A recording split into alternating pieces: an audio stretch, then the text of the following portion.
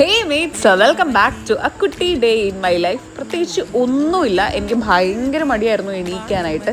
എന്നാലും ക്ലാസ്സിന് പോകണമല്ലോ എന്ന് വിചാരിച്ച് ഒന്ന് എണീറ്റ് തട്ടിക്കുട്ടി റെഡിയായി. ഒരു ലിപ്സ്റ്റിക്ക് പോലും ഞാൻ ഇട്ടിട്ടില്ല, അത്രയും സിമ്പിളായിരുന്നു. പിന്നെ ഞാൻ താഴെ ചെന്നപ്പോഴത്തേക്കും അമ്മ നല്ല ചൂട് ഉപ്മാവ് സെറ്റ് ചെയ്തുകൊണ്ടിരിക്കുമായിരുന്നു. അമ്മയുടെ ഉപ്മാവ് സോ ഗുഡ്. അത് കഴിഞ്ഞ് ഞാൻ ബസ്സൊക്കെ കയറി നമ്മുടെ പ്രിയദർശിനിയിലൊക്കെ കയറിയിട്ട് ഞാൻ ക്ലാസ്സിന് പോയി.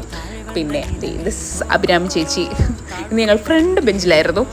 ഇത് സജിത ചേച്ചി അവിടുത്തെയാണ്. ആൻഡ് പിന്നെ ഞാൻ തിരിച്ച് ബസ്സിൽ വന്നു. എപ്പോഴും ക്രോസ് അടവ് കാണും എനിക്ക്.